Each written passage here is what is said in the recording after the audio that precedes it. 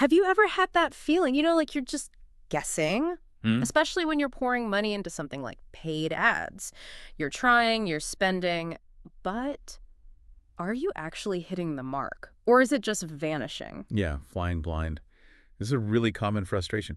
How do you know if what you're doing is actually good? Exactly. Yeah. Is it great, just okay, or worse? If that sounds familiar, well, you're definitely in the right place today. Welcome to the Deep Dive. Today, we are tackling that exact challenge head on. This is our deep dive into struggling to measure success. Build a benchmark system first. Right. And this isn't just theoretical fluff. No way. We've seen it time and again. Companies that have really clear, well-defined performance targets, Yeah. these benchmarks we're talking about, they just flat out get better results, period. So our mission today is to take that concept, that idea, and turn it into something really practical. An actionable, step-by-step framework you can actually use right away. That's the goal, moving from that foggy uncertainty to a real plan. By the end of this, you'll have a clear path. You'll understand your performance, know how to optimize, and hopefully, finally, stop those guessing games. We're essentially building a compass for your efforts. A compass, I like that. Okay, Go let's ahead. build it. So like any compass, you got to know where you are right now. Right. Your starting point. Absolutely. You cannot set a meaningful target if you don't know where you're starting from. Which brings us to the baseline, establishing your current performance baseline before you even dream about setting new benchmarks. Why is this step just so foundational? Well, it's often overlooked, but your past performance, that's not just history. It's probably the best predictor you have for setting realistic future targets. Okay. And to really get that picture, you need at least 3, maybe even 6 months of your historical data. 3 to 6 months. Why that specific time frame? It's about patterns. That amount of time helps you see the regular ups and downs, account for seasonality, busy periods, slow periods. Makes sense. It also helps you factor in market shifts that might have happened, or even just platform quirks. Different ad platforms behave differently. So you're not just looking at a single snapshot. Exactly. You're understanding the story your data is telling over time, not just staring at raw numbers from last week. Okay, so step 1. Get your hands dirty with your own data. How do people actually do that? It starts with exporting. Pull all the performance data you can from every ad platform you use. Google, Facebook, LinkedIn, wherever you're spending. Got it. All of it. Then what? Just stare at a giant spreadsheet. Huh. No, well, maybe for a minute. But then you organize. Group those metrics into consistent categories. Think of it like building layers of understanding. Layers. Okay, like what? At the bottom, maybe awareness metrics, Yeah. impressions, reach. Basically, are people even seeing your stuff? Right. If that's 0, nothing else matters much. Precisely. Then you move up to engagement. Things like click-through rate, CTR, time on site, page views. Are they interested once they do see you? Okay, so they saw it. Now are they clicking, interacting? Yep. Next layer. Conversion metrics. This is the action bit. Conversion rate itself, sales, leads generated. Are they doing the thing you want them to do? The core objective. And finally, at the top, the revenue metrics. ROI, return on ad spend, ROAS, maybe customer lifetime value, CLV. Is this actually making money and helping the business grow long term? So awareness, engagement, conversion, revenue. Like a pyramid. A performance pyramid, exactly. Yeah. Each layer supports the next, and once you have that data categorized, Calculate the monthly averages for each metric. yes, that gives you your baseline number. You said understand the story, not just the numbers. Right. As you calculate those averages, look for outliers. Big spikes, big dips. Why did they happen? Was there a sale, a holiday, a competitor did something huge? So context is key. Absolutely vital. Those deviations tell you as much, sometimes more, than the averages themselves. Don't just collect the data, interrogate it. Okay, so we've dug into our own past. We understand our baseline, warts and all. Now what? We need targets. Exactly. Now you look outward a bit, get some context, and start setting those targets. Where do you want to go?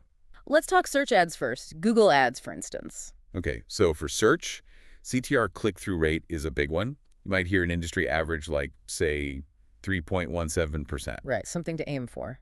Sort of. But here's a nuance. Aiming just for the average might not be ambitious enough, or maybe it's too ambitious depending on your starting point. So what's a better approach? A practical way is to look at your current CTR baseline, the one you just calculated, and set your initial benchmark maybe 15% higher than that. Okay, so incremental improvement based on my reality. Yes. And crucially, review it monthly. Did you hit it, beat it, adjust it? It's about continuous improvement, not a static number. What about Cost per click, CPC. CPC's trickier.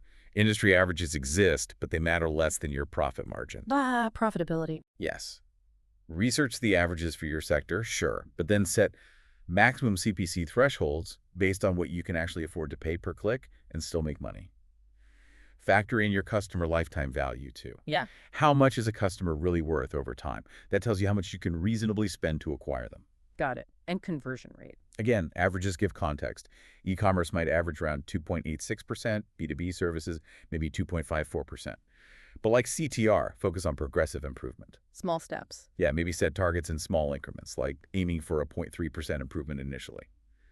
The method of steady progress is often more valuable than hitting an arbitrary industry number right away. So these aren't just numbers pulled from thin air. Not at all. They have to reflect market reality, sure, but also your specific business economics and your ultimate goal, profitability. Oh, okay. That makes sense for search. Now, shifting gears. Social media, Facebook, Instagram, LinkedIn, the Wild West sometimes. It can feel like it. The metrics and benchmarks definitely shift. For platforms like Facebook and Instagram, engagement rate is often key. The good target there. Generally, somewhere between 1% and 3% is considered pretty decent. For CTR, you're often looking at maybe 0.9% to 1.2%. And cost per result. That really depends heavily on your objective. A lead costs less than a direct sale, usually. So benchmark that against your specific campaign goal. Makes sense. What about LinkedIn? Very different beast. Totally different, much more B2B-focused professional audience. So CTR benchmarks are typically lower, maybe 0.45% to 0.65%. Lower CTR, but conversions. Often stronger for the right offer. Conversion rates can be in the 2.5% to 3.5% range. But the crucial thing here is adjusting for B2B versus B2C. You can't use the same benchmarks. The audience intent is fundamentally different. Right, so platform context and audience type are huge. Absolutely critical for setting realistic social benchmarks. Okay, so we have our baseline. We've set some initial platform-specific targets. Are we done? Can we just set it and forget it? Oh, definitely not. That would be nice, wouldn't it? But the world keeps turning. Right. Averages and initial targets are great, but they don't account for everything. What else influences performance beyond just the platform itself? External factors, big ones. Think about seasonality. Most businesses have busy times and slow times. Yeah, retail holidays, summer slumps for some. Exactly. Your benchmarks need to reflect that reality. You can't expect peak season performance during your slowest month. So how do you build that in? You create a seasonal framework, map it out. When are your peak seasons? Slow periods? When do holidays hit? Are there big industry events that impact things? Okay, map the year's rhythm. Then develop adjustment factors. Maybe during high season, you bump up your benchmarks by, say, 20–30%. Because you expect higher performance. Right. And in the low season, maybe you decrease them by 15–25% to be realistic. Normal seasons, you just use your standard benchmark. Can we make that concrete, like with an example? Sure. Let's say your standard CTR benchmark is 2%. And, December is your absolute peak season, so you've set a peak season multiplier of 1.25. Yep. Simple math. 2% times 1.25 equals 2.5%. So your adjusted benchmark for December is 2.5% CTR, not the standard 2%. Okay. That seems pretty straightforward, actually. Just need to know your business rhythm. Exactly. It avoids panic when numbers dip in the off-season and pushes you harder during peak times. Beyond time, what about place? Does geography matter? Oh, massively. What's fascinating here is how much local nuances can affect things, even for online businesses. So different benchmarks for different regions. Absolutely. Analyze your performance geographically, break it down by country, state, even city if you have enough data. And then same idea as seasonality. Pretty much. Yeah. Create geographic multipliers. Yeah. Maybe high-performing regions get a plus 15% benchmark adjustment. Low-performing regions might get a negative 15% adjustment. But why would regions perform differently? So many reasons. Local competition could be tougher or weaker. Market maturity is a new market for you or established. Economic conditions, cultural factors, even dominant device usage patterns. Mobile first in one area, desktop heavy in another. Wow. Okay. So benchmarks need to be dynamic in time and space. Precisely. They need to reflect the specific context where the ads are running. This is getting complex. Once you have these dynamic benchmarks set, how do you keep track? How do you know if you're actually hitting them day to day? You need a monitoring system. It doesn't have to be super complicated, but it needs to be consistent. It starts with a daily check-in. Daily. Here's a quick look. Create a simple checklist. How's CTR doing versus its benchmark today? CPC versus target. Conversion rate versus goal. just the key It's ones. like taking the temperature each day. Exactly. It builds that habit of staying attuned to performance, prevents nasty surprises later. What if things are off track during that daily check? That's where alert thresholds come in. You define acceptable ranges, upper and lower limits for your key metrics. So if CPC suddenly spikes way above your limit. You get an alert, maybe an automated notification. But the key is having a plan. What do you do when you get that alert? Right, the alert itself doesn't fix anything. No. You need predefined response protocols. If metric X goes below Y, we do Z. If metric A exceeds B, we do C. It allows for quick, decisive action, pausing bad ads, scaling good ones. Okay, daily checks for immediate issues. What about bigger picture trends? That's where weekly and monthly reviews come in. Establish a weekly routine. Compare performance against the benchmarks for the whole week. Look for trends. Seeing patterns emerge. Yes. And based on that, make adjustment recommendations. Maybe tweak bids, shift budget, test new creative. Then plan how you'll implement those changes in the coming week. Like a mini strategy session. Exactly. And then monthly, you take a step further back. Schedule the proper benchmark review. What happens there? Compare actual performance for the month against your targets. Analyze the variances. Why were we off? Identify bigger optimization opportunities. And importantly, update your benchmarks if needed. So the benchmarks themselves aren't set in stone even after adding seasonality and geography. Absolutely not. This whole thing, if we connect it to the bigger picture, it's not a one-time setup. It's a living system. It's about continuous improvement. Which leads to progressive improvement. Right. Start with targets, are achievable based on your baseline. Then nudge them up gradually. Maybe aim for 5–10% improvement per quarter. Small, steady gains. Yes. Always adjust based on what you're actually achieving. And crucially, document everything. What worked, what didn't, why. That learning log becomes incredibly valuable over time. That makes sense. Build that institutional knowledge. Are there more advanced ways to use benchmarks once you've got this foundation? Oh, yeah. We can touch on a couple quickly. One is competitive benchmarking. Spying on the competition. More like intelligence gathering. You identify key competitors, research their likely performance using industry tools or reports, maybe even analyzing their public ads. And then what? You use that intel to inform your own targets. If you find out your main competitor is hitting a 4% conversion rate, maybe your internal goal of 3% isn't ambitious enough. It adds another layer of market reality. Interesting. What else? Customer segment benchmarks.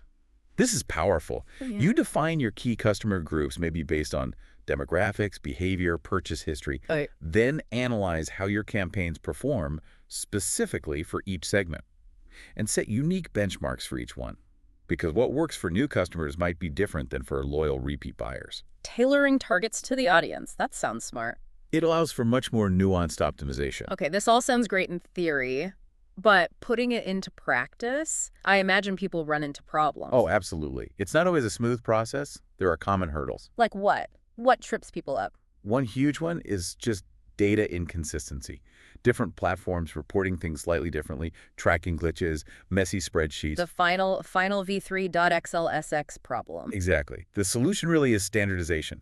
Consistent reporting templates, clear procedures for how data is collected and named across all platforms and teams. You need a reliable foundation. Okay, clean data is step 0, almost. What else? Seasonal volatility can still throw people off, even if they've tried to account for it. Those peaks and valleys can be dramatic. So the adjustment factors might not be perfect. Right, or maybe something unexpected happens.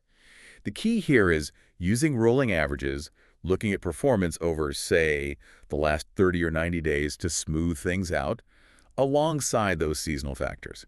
Don't overreact to a single weird week. Good tip. Any other common pitfalls? Market changes, new competitors pop up, platforms change their algorithms, economic shifts happen. The landscape is constantly moving. So your benchmarks become outdated. They can, if you don't build in flexibility. That's why those regular review periods, weekly and especially monthly, are so crucial. You need to be prepared to adapt your benchmarks based on what's happening now. It seems like just knowing these challenges exist is helpful. It really is.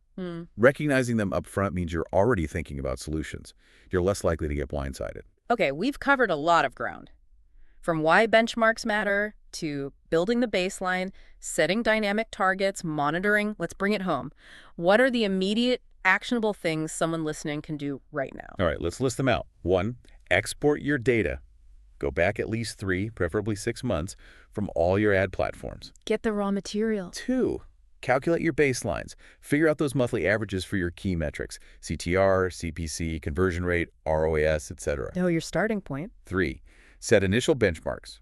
Use your baseline plus that 15% idea, or use industry averages as a starting point, but plan to adjust. Don't forget seasonal and geographic factors if applicable. Make them relevant and dynamic. 4. Create your monitoring system. Daily checklist, weekly review process, maybe set up some alerts. Keep an eye on things. And 5. Schedule those reviews. Put them in your calendar. Daily checks, weekly analysis meetings, monthly benchmark deep dives. Make it routine. Commit to the process. Those are great, tangible steps. And remember the core attributes of good benchmarks. They need to be achievable, but still challenging. Not impossible, but not too easy. Exactly. They must be based on real data, your data, industry data, not just wishful thinking. Grounded in reality. They need to be flexible, adaptable to change, and specific to your business, your context, your goals. Which raises a really interesting question, doesn't it? Once you have this clarity, this data-driven compass, what will you actually do differently? How will it change your decisions? Yeah, so think about that. What does all this mean for your approach to success, not just in ads, but maybe in any project? When you truly understand where you are and you have a data-informed map of where you want to go, what new possibilities suddenly open up? What can you achieve now that you couldn't before? It's a powerful shift in perspective. It really is. Thank you so much for joining us on this deep dive today. We hope you'll take these steps, build your benchmark system, and start seeing those improved, measurable results you're looking for.